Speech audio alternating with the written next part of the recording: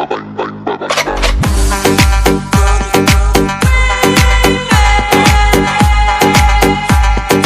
दोस्तों, तो आज अपन इंटीग्रेशन का बेसिक स्टार्ट करने जा रहे हैं।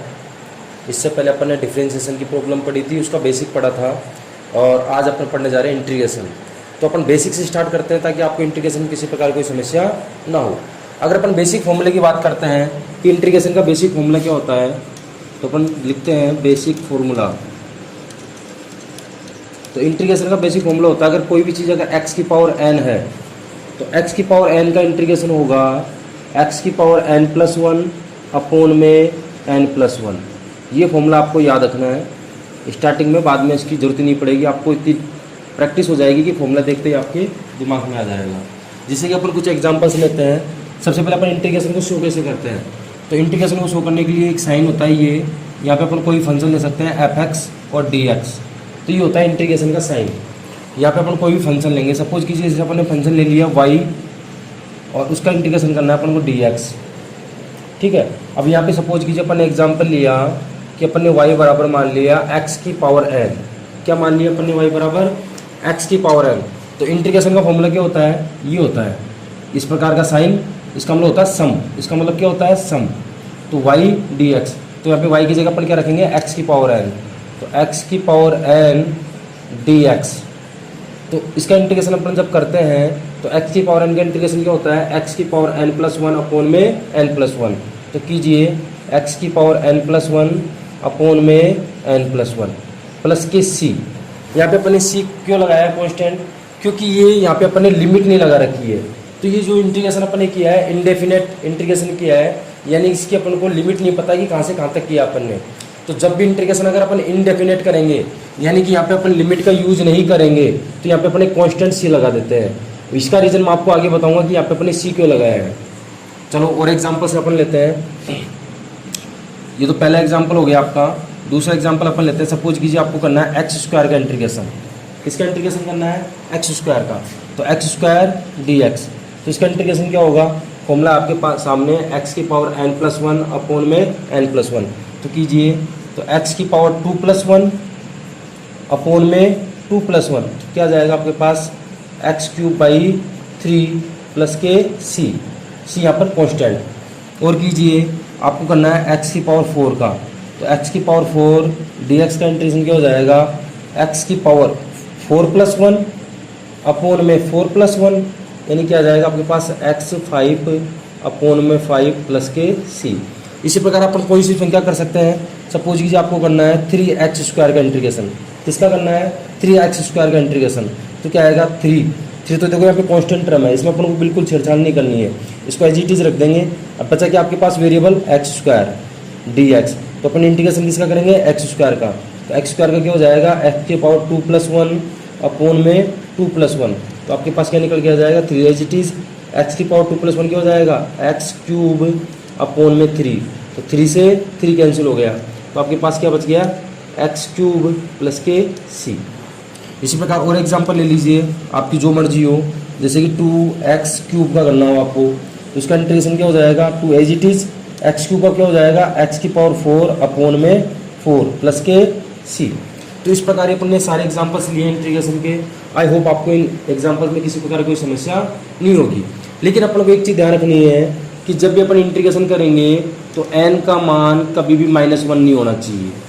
ये कभी भी नहीं होना चाहिए। क्यों नहीं होना चाहिए, क्योंकि फॉर्मूला आपके सामने देखो, x की पावर n का इंटीग्रेशन होता है x की पावर n प्लस 1 अपॉन में n प्लस 1। अगर अपन यहाँ पे n की वैल्यू अगर -1 रख देंगे, यहाँ पर n की वैल्यू पर क्या रख देंगे, -1, तो आपके पास नीचे क्या आ जाएगा, 0। और 0 आ गया तो उसको अपन डिफाइन नहीं कर पाएंगे। इसलिए अपन को कभी भी n की वैल्यू -1 नहीं रख सकते हैं। अगर रखेंगे तो क्या प्रॉब्लम होगी, देखिए उसको भी अपन समझते हैं। कि सपोज कीजिए आपको इंटीग्रेशन करना है x की पावर -1 dx। तो अब इसका इंटीग्रेशन अपन नहीं कर सकते। क्यों नहीं कर सकते हैं, क्योंकि x की पावर -1 है, और x की पावर -1 यहाँ रखेंगे तो यहाँ पे 0 आ जाएगा, क्योंकि -1 प्लस 1 मिलके क्या हो गया, 0। तो इसका इंटीग्रेशन अपन को करना होगा तो अपन किस प्रकार करेंगे, इसको अपन लिखेंगे 1/x dx। क्या लिखेंगे इसको अपन, भाई x की पावर -1 है, इनवर्स फंक्शन है, तो इसको अपन कैसे लिख सकते हैं, 1/x dx। और आपको पता होना चाहिए कि 1/x का इंटीग्रेशन क्या होता है, log एक्स प्लस में सी। तो ये चीज़ आपको बिल्कुल नोट करके रखनी है कि जब भी अगर यहाँ पे n का मान -1 होगा तो उसका अपन इंटीग्रेशन क्यों नहीं कर सकते हैं, क्योंकि अपन -1 रखेंगे तो -1 और +1 मिलके 0 हो जाएगा, और नीचे जब 0 आ जाता है तो फिर उसको अपन डिफाइन नहीं कर पाते हैं। तो उसके लिए अपन को क्या करना पड़ेगा, जब भी अगर यहाँ पे n की वैल्यू माइनस होगी तो x की पावर -1 है तो उसको नीचे लेके आएंगे अपन, और क्या बन जाएगा 1/x, और आपको पता है 1/x का इंटीग्रेशन क्या होता है, log x। क्लियर है दोस्तों, यहाँ तक आपको किसी प्रकार की कोई समस्या नहीं होगी। तो चलो अपन आगे चलते हैं, एक बार आप इसका स्क्रीनशॉट ले सकते हैं, इसके बाद अपन आगे चलते हैं और नई प्रॉब्लम्स की देखते हैं अपन। हाँ, तो अपन बात कर रहे थे, देखिए अपन इंटीग्रेशन के कौन कौन से टाइप अपन यूज कर सकते हैं। टाइप मैंने आपके सामने रख दिए हैं। जैसे कि पहला टाइप अपन ने पढ़ लिया है x की पावर n। अगर x की पावर n है dx तो उसका इंटीग्रेशन होगा x की पावर n+1 अपॉन में n+1 प्लस में कॉन्स्टेंट। ये वाला अपन पढ़ चुके हैं, कोई दिक्कत नहीं होनी चाहिए। दूसरा, अगर x की पावर -n है, जैसे कि मैंने बताया कि n की वैल्यू कभी भी -1 नहीं होनी चाहिए। तो जैसे कि चलो अपन रखते हैं x की पावर -1, तो इसको अपन किस प्रकार सोल्व कर सकते हैं, ये इन्वर्स फंक्शन हो गया तो इसको लेके आएंगे 1/x, क्योंकि आपको पता है x की पावर -1 को अपन क्या लिख सकते हैं 1/x, और 1/x का इंटीग्रेशन क्या होता है log x plus c। Clear है। उसके बाद अपन बात करते हैं एक्सपोनेंशियल फंक्शन की। एक्सपोनेंशियल का मतलब होता है जो e की पावर में जो घात चलती है। तो हमेशा ध्यान रखना, एक्सपोनेंशियल जो फंक्शन होते हैं उसका इंटीग्रेशन अगर e की पावर x की बात करते हैं तो उसका डिफरेंशिएशन भी e की पावर x ही होता है, और उसका इंटीग्रेशन भी क्या होगा e की पावर x, यानी डिफरेंशिएशन और इंटीग्रेशन दोनों सेम रहेंगे, कोई फर्क नहीं होगा। तो e की पावर x का इंटीग्रेशन क्या हो जाएगा e की पावर x प्लस c। अब अपन बात करते हैं कोई कांस्टेंट टर्म हो आपके पास, तो इसका अपन देखते हैं, तीनों अपन देख चुके हैं। अब इस प्रकार का अपन देखते हैं, जैसे अपन ने एग्जाम्पल लिया, सपोज कीजिए आपको 2 का करना है, इसका इंटीग्रेशन करना है सिर्फ 2 का। अब 2 यहाँ पर क्या है कांस्टेंट है, जैसे अपन ने लिख दिया यहाँ पे 2dx। अब 2 यहाँ पर क्या है कांस्टेंट है, इसके आगे कोई वेरिएबल आपको दिख ही नहीं रहा है, लेकिन नहीं दिख रहा है तो अपन इसको अज्यूम कर सकते हैं। कैसे कर सकते हैं, देखो यहाँ पे 2, यहाँ पे x की पावर 0 तो मान ही सकते हैं अपन, मान सकते हैं बिल्कुल, क्योंकि आपको पता है x की पावर 0 की वैल्यू क्या होती है 1 dx। तो इसका इंटीग्रेशन क्या हो जाएगा, देखो 2 एज इट इज x की पावर 0+1 अपॉन में 0+1, तो यहाँ पे क्या निकल के आ जाएगा 2x प्लस के सी। तो आपको समझ में आ गया कि जब कोई कांस्टेंट टर्म होगी उसका इंटीग्रेशन क्या होगा 2x। इसी प्रकार अपन बात करते हैं, अगर 3dx दे रखा हो तो इसका इंटीग्रेशन क्या हो जाएगा 3x। अगर आपके पास 5dt दे रखा हो तो इसका इंटीग्रेशन क्या हो जाएगा 5t। तो ये सारे एग्जाम्पल आपको समझ में आ गए होंगे। क्लियर, मैंने आपको यहाँ पे कर दिया है, वापस देख लीजिए। जैसे कि 2dx अगर कोई कांस्टेंट है तो कांस्टेंट का इंटीग्रेशन क्या होगा, देखो जैसे 2 दे रखा है तो इसके आगे मैं क्या मान सकता हूँ, जैसे कि x के रेस्पेक्ट में हो रहा है यहाँ पे, तो x के रेस्पेक्ट में हो रहा है तो यहाँ पे मान लेता हूँ x0। अब आपको पता है x0 की वैल्यू क्या होती है 1, यानी कि 2 को अगर 1 से मल्टीप्लाई करेंगे तो कोई फर्क नहीं पड़ेगा, तो 2x0। अब x0 का इंटीग्रेशन क्या होगा x की पावर 0+1 अपॉन में 0+1, तो क्या आ गया आपके पास 2x प्लस c। क्लियर है, यहाँ तक आपको कोई दिक्कत नहीं होनी चाहिए। तो आपको समझ में आ गया कि 2x का इंटीग्रेशन, 2 का इंटीग्रेशन क्या होता है 2x, तो 3 का इंटीग्रेशन क्या हो जाएगा 3x, तो 5 का इंटीग्रेशन क्या हो जाएगा 5t। क्लियर है, कोई दिक्कत नहीं है। इस प्रकार अपन देख सकते हैं कि अपन को करना है 10dt, तो इसका इंटीग्रेशन क्या हो जाएगा 10t। क्लियर है, कोई दिक्कत नहीं यहाँ तक। ये तो अपन ने पढ़ ली है इनडेफिनेट, यानी कि जिनकी आगे कोई लिमिट ना लगी हो। अब अपन बात करते हैं डेफिनेट इंटीग्रेशन की, यानी कि वह इंटीग्रेशन जिसमें लिमिट लगा रखी हो। जैसे कि अपन एग्जांपल्स लेते हैं, अपन बात करते हैं डेफिनेट इंटीग्रेशन की।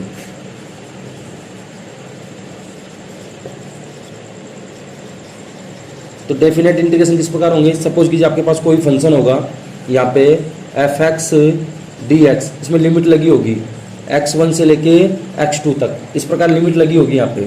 फॉर एग्जांपल के लिए जैसे अपन कोई एग्जांपल लेते हैं, सपोज कीजिए यहाँ पे अपन ने क्वेश्चन लिया कोई भी, ये तो फॉर्मूला अपन को पैटर्न याद रखना है, किस प्रकार का पैटर्न होगा कि लिमिट लगी होगी। जैसे अपन ने कोई क्वेश्चन लिया, सपोज कीजिए यहाँ पे, अब क्वेश्चन अपन ने क्या ले लिया, सपोज कीजिए x² dx, और यहाँ पे लिमिट लगा दी अपन ने 2 से 3 तक लगा दी लिमिट।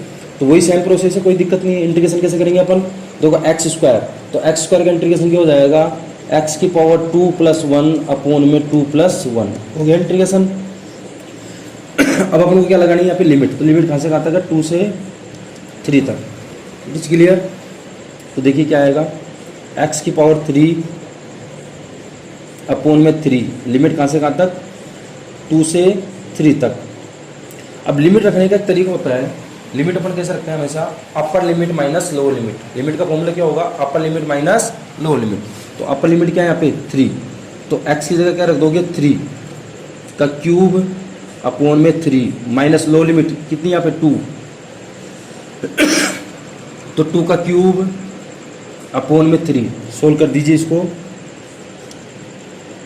3 3 जा 9, 3 जा 27 अपॉन में 3 माइनस के 2 की पावर 3 कितनी हो जाएगी 8 अपॉन 3। जब इसको अपन सोल्व करेंगे तो इसका जो भी आंसर आएगा आपका फाइनल आंसर हो जाएगा एलसीएम लेके। तो इस प्रकार अपन लिमिट लगा के इसको सोल्व करते हैं। एक बार आप इसका स्क्रीनशॉट ले लीजिए, फिर चलते हैं अपन आगे वीडियो पे। अब अपन नेक्स्ट टाइप की बात करते हैं। जैसे अपन लिमिट वाली बात कर रहे थे, तो एक और एग्जाम्पल ले लेते हैं अपन। सपोज कीजिए आपके पास दे रखा है 1/x dx, आपको लिमिट दे दी 2 से 3 तक। अब अपन को इंटीग्रेशन करना है, तो उसका इंटीग्रेशन क्या आ जाएगा, आपको पता है 1/x का इंटीग्रेशन क्या होता है, log x। लिमिट कहाँ से कहाँ तक, 2 से 3। अब लिमिट अपन कैसे रखते हैं, लिमिट का फॉर्मूला अपन को मैंने आपको बताया था, upper limit minus lower limit. तो log बेसी 3 माइनस log बेसी 2। देखो कैसे रखा अपन ने, अपर लिमिट x की जगह पहले तो रख दिया 3 माइनस लोअर लिमिट क्या रख दिया अपन ने 2। अब log की एक प्रॉपर्टी होती है, आपको ध्यान रखना है, log x minus log y को अपन लिख सकते हैं log x अपॉन y, तो 3 अपॉन 2, ये ध्यान रखना, प्लस c। ये आपका आंसर होगा। क्लियर है। अब आपको एक क्वेश्चन और बताता हूँ मैं, बहुत ही शानदार, उससे आपको एक चीज़ समझ में आ जाएगी, क्लियर हो जाएगी कि इंटीग्रेशन और डिफरेंशिएशन एक दूसरे के जस्ट इनवर्स होते हैं, जस्ट रिवर्स होते हैं। यानी कि डिफरेंशिएशन का अगर उल्टा कर देंगे तो इंटीग्रेशन आ जाएगा, और इंटीग्रेशन का अपन उल्टा कर देंगे तो जस्ट डिफरेंशिएशन आ जाएगा। तो इन दोनों को अपन एक एग्जांपल के द्वारा समझते हैं। तो आपके सामने एक एग्जांपल लेते हैं। सपोज कीजिए आपको गिवन है question x equal to 3t cube minus 2t square plus 6t plus 4। Clear है। आपको बोल दिया जाए कि t इक्वल टू 2 सेकेंड पर आपको वेलोसिटी निकालनी है, वेलोसिटी फाइंड करनी है। क्या बोल दिया आपको कि आपको कोई भी एक डिस्प्लेसमेंट की इक्वेशन गिवन है और आपको बोल दिया जाए कि t इक्वल टू 2 सेकेंड पे आपको वेलोसिटी फाइंड करनी है। तो सबसे पहले तो अपन डिफरेंशिएशन करेंगे, फिर आपको समझाएंगे कि डिफरेंशिएशन का उल्टा इंटीग्रेशन कैसे होता है। तो चलो आपका रिवीजन भी हो जाएगा डिफरेंशिएशन का। तो आपको पता है वेलोसिटी का फॉर्मूला मैंने आपको बताया था कि वेलोसिटी v बराबर होता है dx अपॉन dt। होता है कि नहीं होता है, बताया था बिल्कुल आपको फर्स्ट वीडियो में कि वेलोसिटी v इक्वल टू होता है dx अपॉन dt। तो यहाँ पे अपन वैल्यू रखेंगे d अपॉन dt, x की जो भी वैल्यू रख दो। तो x की वैल्यू क्या है 3t cube minus 2t square plus 6t plus 4। अब डिफरेंशिएशन का फॉर्मूला मैंने आपको क्या बताया था कि अगर कोई भी चीज़, यहाँ लिख देता हूँ मैं, डिफरेंशिएशन का फॉर्मूला था, अगर कोई भी चीज़ अगर x की पावर n है तो पावर आगे आ जाती है और पावर में से एक कम हो जाती है। ये डिफरेंशिएशन का फॉर्मूला बताया था मैंने आपको, बताया था डिफरेंशिएशन का फॉर्मूला कि कोई भी चीज़ अगर x की पावर n है तो पावर आगे आ जाएगी, पावर में से एक कम हो जाएगी। तो अपन डिफरेंशिएशन कर रहे हैं, तो देखिए v इक्वल टू 3 ऐसे कैसे, ये पावर आगे आ जाएगी तो 3 3 जा 9, पावर में से एक कम t स्क्वायर माइनस ये पावर आगे आ जाएगी तो 2 2 जा 4, पावर में से एक कम। 60 का क्या हो जाता है 6, और कांस्टेंट का क्या हो जाता है 0। क्लियर है। तो अपन ने निकाल ली वेलोसिटी ये। अब किस पे निकालनी है, t इक्वल टू 2 सेकेंड पे। तो यहाँ रख दो t इक्वल टू 2 सेकेंड, तो v इक्वल टू क्या आ जाएगा, यहाँ पे 2 रखेंगे तो 9, 2 का स्क्वायर क्या हो जाएगा 4 माइनस ऐसे कैसे 4, t की जगह क्या रख देंगे 2 प्लस के 6, तो वेलोसिटी आ जाएगी 9 4 जा 36 माइनस 4 2 जा 8 प्लस के 6। तो आपके पास वेलोसिटी कितनी आ जाएगी, देखिए माइनस के 8 में 6 गया तो माइनस के 2, यानी कि 34 मीटर पर सेकेंड। ये तो अपन ने कर लिया डिफरेंशिएशन। क्या कर लिया अपन ने, डिफरेंशिएशन।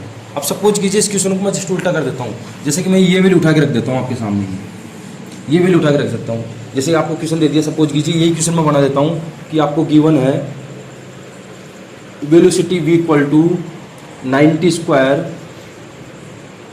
माइनस के 4t प्लस के 6, ये आपको गिवन है।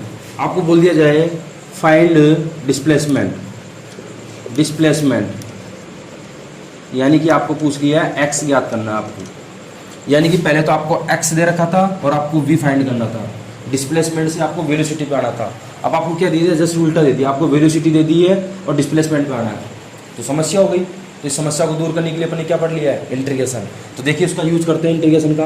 वी नो दैट आपको पता है कि वेलोसिटी v इक्वल टू क्या होता है, dx अपॉन dt, होता है कि नहीं होता है, वेलोसिटी v इक्वल टू होता है dx अपॉन dt। लेकिन मुझे निकालना क्या है, x, तो यहाँ से क्या आ जाएगा, dx इक्वल टू क्या आ जाएगा, v dt।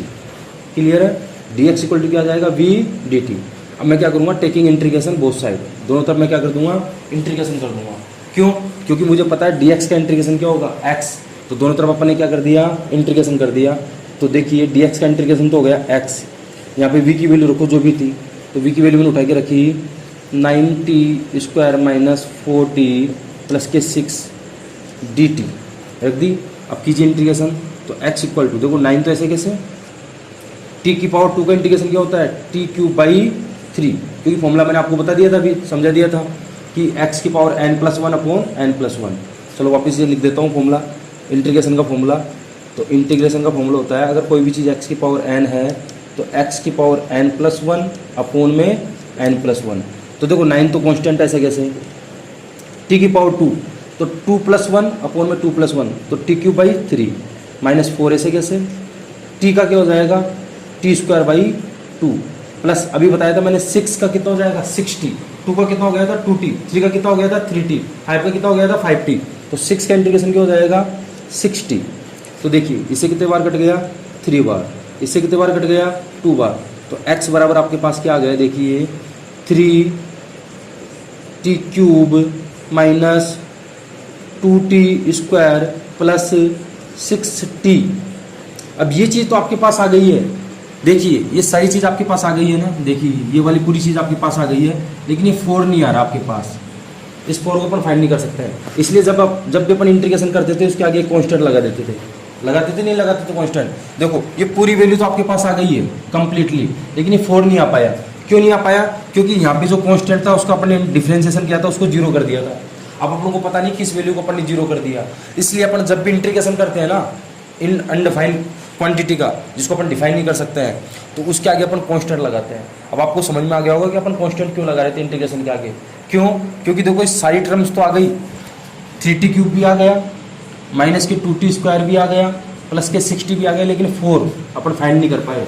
तो उस कांस्टेंट टर्म को अपन फाइंड नहीं कर पाए, इसलिए उसकी जगह अपन क्या लगा देते हैं, c लगा देते हैं। तो आपने देखा, वापस देख लीजिए, सबसे पहले x था तो वेलोसिटी पे गए तो अपन ने डिफरेंशिएशन किया, और जब वेलोसिटी पे थे तो वेलोसिटी से अपन x पर आए तो अपन ने क्या किया, इंटीग्रेशन। तो इस चीज़ से आपको क्लियर हो गया होगा कि इंटीग्रेशन और डिफरेंशिएशन दोनों एक दूसरे के जस्ट उल्टे होते हैं, इन्वर्स होते हैं। आई होप आपको ये वीडियो बहुत अच्छा लगा होगा। अगर फिर भी किसी प्रकार की आपको समस्या है तो कमेंट बॉक्स में ज़रूर बताइएगा। नेक्स्ट वीडियो लेके आ रहा हूँ आपके सामने बहुत ही दमदार। ये तो अपना बेसिक टॉपिक था जिसमें अपन आज इंट्रोड्यूस हुए हैं। इसके अलावा अगर आपको इंटीग्रेशन में किसी प्रकार की समस्या हो तो मुझे कमेंट में बता सकते हैं। Okay, thank you, all the best.